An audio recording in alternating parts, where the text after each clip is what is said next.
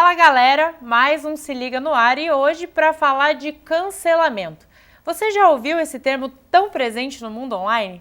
Para conversar com a gente sobre o assunto, eu convidei o especialista em redes sociais, Márcio Augusto. Muito obrigada pela sua participação, Márcio.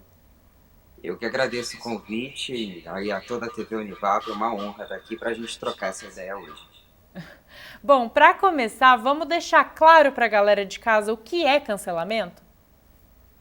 Bom, na verdade, o cancelamento, ele nada mais é do que um ataque à reputação, né?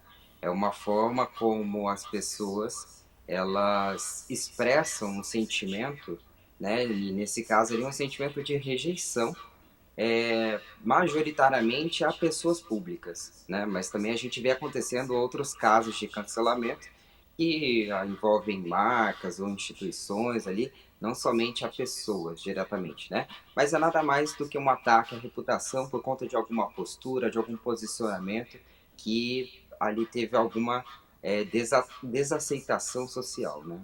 Bacana. E esse fenômeno, ele é recente ou existe desde o início das redes sociais? Bom, o cancelamento, que também pode ser entendido como um boicote, ele existe desde que a gente se conhece por gente, né? E, bom, a gente vê acontecendo muitos casos como este boicote nas redes, principalmente, por conta do fenômeno, né, que Cremades ali trouxe para a gente essa definição do micropoder. As redes sociais, elas empoderam as pessoas no sentido delas poderem se manifestar, se expressar, e de fato a democratização ali, né, de um poder de informação que antes até então era centralizado, né? Hoje isso está na mão de cada pessoa, né? E aí por isso o Cremate chama isso ali de micropoder. Então quando elas cancelam alguma coisa, é uma expressão, né? De rejeição delas baseada nesse poder que elas têm ali, que elas exercem por meio das redes. Então, obviamente, a gente pode entender que o fenômeno ele está potencializado por conta das redes sociais, mas ele não é exclusivo das redes, né?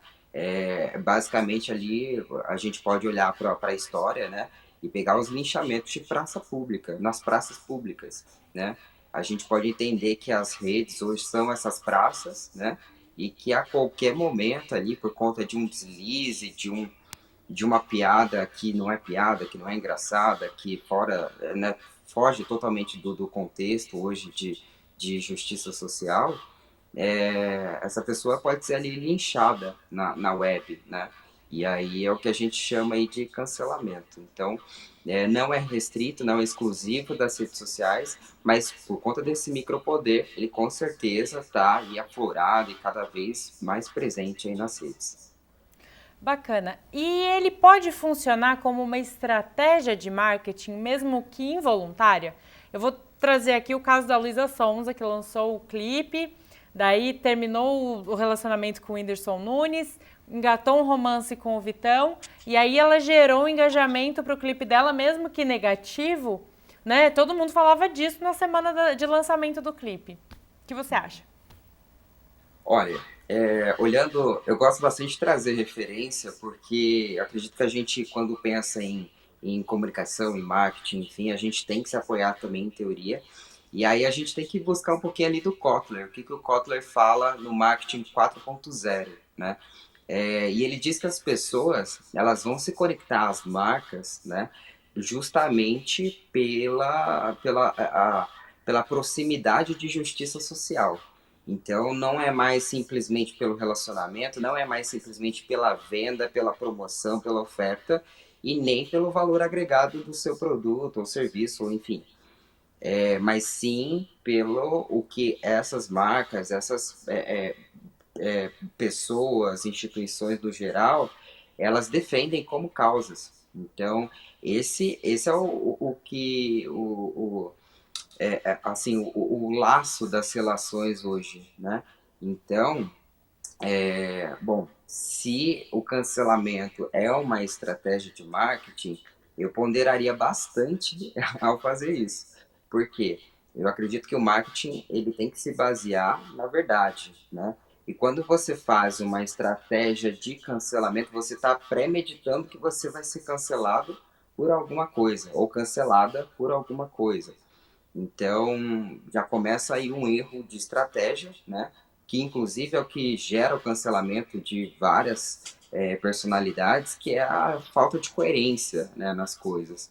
É, a gente pode citar aí o caso também da Joanne, a autora da saga Harry Potter, né?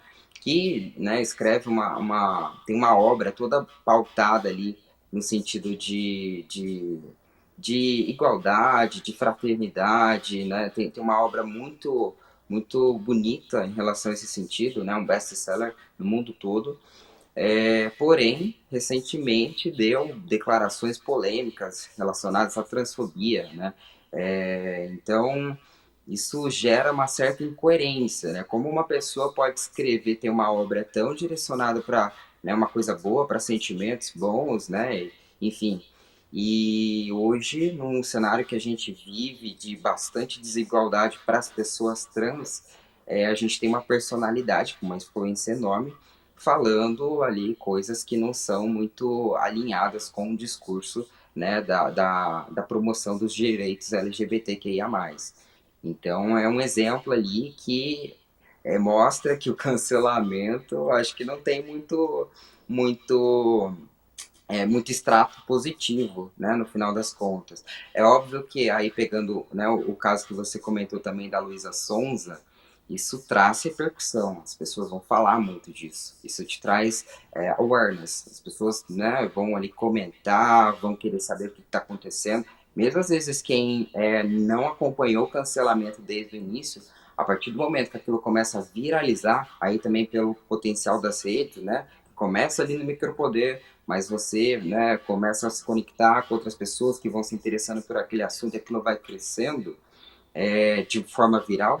Então, até mesmo as pessoas que não acompanharam aquilo no início, uma hora ou outra elas vão ver os portais de notícias ou de fofocas falando sobre, e aí começa a aparecer nos feeds e aquilo começa a despertar atenção. Então, se a estratégia é chamar atenção para alguma coisa, alguma personalidade, enfim, seja qual for, pode ser que funcione. Mas olhando do ponto de vista de estratégia de marketing, onde a gente não para no alcance e tem toda uma trajetória a seguir ali no funil, né? Eu posso ali dizer que pode ser que tenha algum problema ali no meio do caminho. Esse caso da Luísa Sonza, por exemplo, ela é uma personalidade, uma celebridade, né? Então presume-se que o produto dela assim, o sucesso do produto dela é a aceitação social. E a gente percebe aí nesse clipe que foi lançado logo após essa polêmica, uma disparidade enorme, né, de likes e dislikes ali no YouTube. Por curiosidade, até só para trazer esses números, foram 2 milhões e 400 mil pessoas que curtiram contra 5 milhões e 300 mil pessoas que não curtiram o clipe. E aí, será que é porque o clipe é ruim ou a música não agradou tanto? Eu acredito que não, porque é muito parecido com o repertório dela, que ela estava acostumada a fazer. Mas por conta daquele contexto que aconteceu na vida pessoal dela, né, que aí envolve relacionamento e tudo mais, as pessoas ali começaram então a cancelar, expressar esse cancelamento ali num produto, num serviço, que no caso é a música dela, né, que ela estava lançando naquele momento. Então, por essa aceitação social, ou no caso a rejeição ali social, a gente percebe esse cancelamento aí bastante evidente, né, no caso da Luísa Sonza. Sim, então é sempre buscar chamar atenção da maneira certa e com boas atitudes, né? Exatamente, exatamente, né? Acho que ser exemplo, defender causas, mas defender causas de fato com atitude, né? Com posicionamento coerente, não é simplesmente ser um militante de Instagram, né? Como a galera falou aí, até por conta do cenário de eleições que a gente vivenciou. Mas não basta ser um militante de Instagram, não basta você falar que aquilo é certo, que aquilo é bonito, que aquilo é justo, sendo que você, né, na sua vida, não reflete aquilo que você está falando. Então, a coerência, ela tem que predominar ali nesse sentido. Lembrando que a gente está falando que cancelamento é um ataque à reputação. né? Então, uma hora, se você tem algo que você defende, mas aquilo não é verdadeiro, uma hora aquilo vai ser descoberto. E aí isso com certeza traz danos para sua reputação. E você deixou claro pra gente que o cancelamento não é exclusivo das redes sociais. Mas nas redes sociais, você acha que ele é majoritariamente praticado pelos jovens? Com certeza, porque o cancelamento ele surge muito nas redes que a gente sabe hoje por dados que são majoritariamente usados por jovens, que basicamente são o Twitter e o Instagram, né? Então, o Twitter é a rede das tretas, né? Não preciso nem comentar aqui, mas digamos assim, as sementinhas são plantadas ali dentro, né, do Twitter e logo ali a gente vê aquilo ultrapassando os limites de rede, né? Então, começa uma coisa, uma discussão num canal, logo está em outro lugar, e aquilo vai ganhando proporção, né, chama atenção e começa a se viralizar de fato, né? Mas olhando desse ponto de vista que a maioria dos jovens hoje estão concentradas aí no Twitter e no Instagram, essas são as duas principais redes onde a gente vê acontecendo, né? As hashtags, elas nascem com força dentro do Twitter também, por mais que elas depois também elas vão ali navegando pelas outras redes, elas nascem com força dentro do Twitter. Então, a hashtag ele como uma expressão também, né, como uma expressão de aceitação, de rejeição a algum fato, alguma pessoa, alguma entidade, é uma forma ali que as pessoas também conseguem endereçar uma mensagem, né, nesse caso, nesse contexto de cancelamento. Então, o Twitter também aí mostra-se como forte, né, nesse sentido aí. Sim.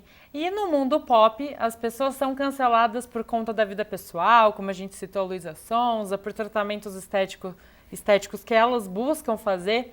Mas quando isso acontece por um posicionamento contrário ao das minorias, não sendo necessariamente um crime, como racismo, enfim, você acha que isso reduz a discussão sobre um tema?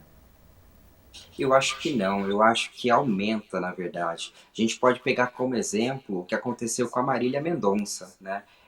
Acho que é um recorte bacana desse exemplo que você falou, porque a Marília Mendonça é uma celebridade, né, aí do pop sertanejo brasileiro, que é um estilo de música, né, muito próximo de um público heteronormativo, cisgênero, né, o famoso padrão. E a Marília Mendonça, no que aconteceu recentemente, fez um comentário, enfim, uma piada ali transfóbica, né? E isso gerou uma repercussão gigantesca, gigantesca nas redes. E, ao mesmo tempo, né, eu acho que quando isso acontece com uma figura pública ali, que está muito próximo de um público diferente daquele representado pela causa social e pela minoria, é uma forma, sim, né, da gente trazer mais pessoas para o diálogo, trazer as pessoas aqui, mostrar por que, que aquilo é importante, por que, que aquela piada, por que, que aquela declaração foi infeliz, né? E o que, que isso representa na vida de algumas pessoas, dessas minorias, de fato, né? Então, não é simplesmente uma piada, um comentário. Aquilo tá reproduzindo um discurso e por mais inofensivo que seja para quem está falando, para quem está lá na outra ponta e sofrendo com, né, a injustiça social desse contexto, é muito ruim, né? Então, esse caso da Marília Mendonça, obviamente ali, né, ela teve todo um posicionamento de reconhecer que ela errou e de trazer ali ações de fato para digamos reparar o que ela fez, mas ao mesmo tempo e levar a mensagem ali positiva adiante, né? Então é um cancelamento que começou ali, né, por conta de uma declaração, sem demora, ela reconheceu o erro, se reparou e depois ela trouxe, de fato, né, uma mensagem ali, uma postura do que ela está fazendo para mudar isso. Porque não basta só ela entendeu isso, né? O legal da Marília Mendonça é que ela entendeu que, olha, aconteceu comigo, mas isso pode acontecer com um monte de gente pode estar reproduzindo discurso transfóbico, machista, racista, enfim, que atacam minorias, que atacam a justiça social. Então, ela resolveu fazer alguma coisa para, de alguma forma, né, promover esses direitos, promover esse diálogo e o respeito às diversidades, à igualdade e tudo mais. Não sei se eu respondi aí, mas eu acredito que esse é um bom exemplo que figura bem o caso de uma personalidade, né, que teve um caso de cancelamento, mas que também ela conseguiu ali ampliar o debate e a discussão em relação a um tema. E até que ponto esses influenciadores, que hoje são milhares de vários nichos, levam seus seguidores a cancelarem outras pessoas sem questionamento? Bom, isso é algo bem perigoso, né? Porque algum fato, alguma personalidade pode ser mal interpretada, né, em determinada situação e aquilo viralizar negativamente, né, é, atacando ali a reputação, né, de quem está envolvido e pode ser de fato uma injustiça, né? Então, esse micropoder, apesar do micro ali no termo se referir ao fato do indivíduo, né, perto do coletivo todo, parece algo pequeno. Mas quando a gente está falando aí de redes, de influenciadores, né, de pessoas que têm 1, 2, 3, 5 milhões de seguidores, e a partir do momento que você compartilha alguma coisa, em questão de segundos, milhares já visualizaram aquele conteúdo, e podem reproduzir isso, compartilhar isso e levar adiante, é um micropoder muito expressivo. Então a gente tem que olhar com bastante cuidado para isso, e a gente que eu falo, todo mundo mesmo, como aqui, né, como usuário digital, para tomar cuidado com aquilo que a gente compartilha, né? Fake news tá aí, a gente sabe que acontece, a gente sabe que existe, e é muito fácil a gente, às vezes, né, por descuido, né, e às vezes pelo calor ali do momento, da emoção também, que é algo que está ali vinculado às fake news, a gente compartilha algo que não é verdadeiro, né, ou então tem uma perspectiva, né, fragmentada de um todo, de um contexto como um todo, ou uma informação que foi mesmo manipulada ali intencionalmente para prejudicar a reputação de alguém.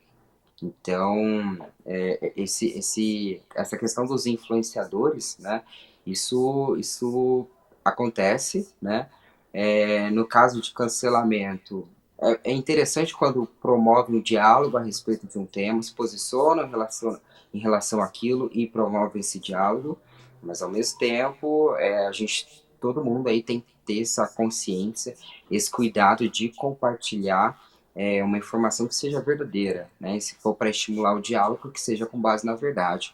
E ao mesmo tempo aí não é algo restrito aos influenciadores, não. Mas também é pertinente a todos que participam da rede, né? Se eu recebi aquela informação, quem que está falando aquilo? Com base no quê? Né? Será que é verdadeiro? Será que se eu for numa outra fonte consigo encontrar essa informação também? Será que essa informação ela está datada de um passado e está sendo convertida agora para o presente para tentar também de alguma forma influenciar algo negativo, ou positivo que seja também, pode acontecer. Fake news nem sempre visa, né, algo ruim, mas o cuidado em relação a esse tipo, né, de informação que é compartilhada, eu acredito que é um dever de todo mundo, né? E a gente tem que ter essa responsabilidade para que a gente cultive ali um ambiente saudável, verdadeiro e que, né, as conexões que a gente gera, elas possam agregar valor para a sociedade como um todo. Bom, você deu uma dica valiosíssima aí para que a galera não saia cancelando todo mundo, que é checar as informações, né? Será que isso que está sendo dito é real, né? Mas eu queria que você deixasse uma outra dica, se é que existe, para que a gente não saia cancelando aí todo mundo só porque alguém diz que essa pessoa fez algo que merece um cancelamento. Bom, nesse sentido, eu acho. Aí é uma filosofia minha, pessoal, tá? Eu sou de uma minoria também, e eu acredito que a gente precisa sempre estar aberto ao diálogo, né? Quando a gente fala em promoção da tolerância, a gente tem que ser tolerante também com o diferente, né? E com quem não entende ainda aquilo que a gente fala, aquilo que a gente defende, o que a gente posiciona, né? Claro que, né, certos comportamentos não devem nunca ser tolerados, né? Bom, a gente vê aí, né, bastante assunto acerca do estupro, né, crescendo nas redes, e é algo que é intolerável. Então não tem diálogo nesse sentido, né? O que a gente pode fazer é como que a gente desconstrói o machismo no dia a dia, né? Como que a gente, de fato, ali numa base, né, de cultura, de sociedade, como que a gente promove esse diálogo com homens que são machistas, né? Para que a gente não tenha casos de estupro acontecendo, para que a gente não tenha mulheres que se sintam com medo de fazer tarefas e atividades tão simples no dia a dia.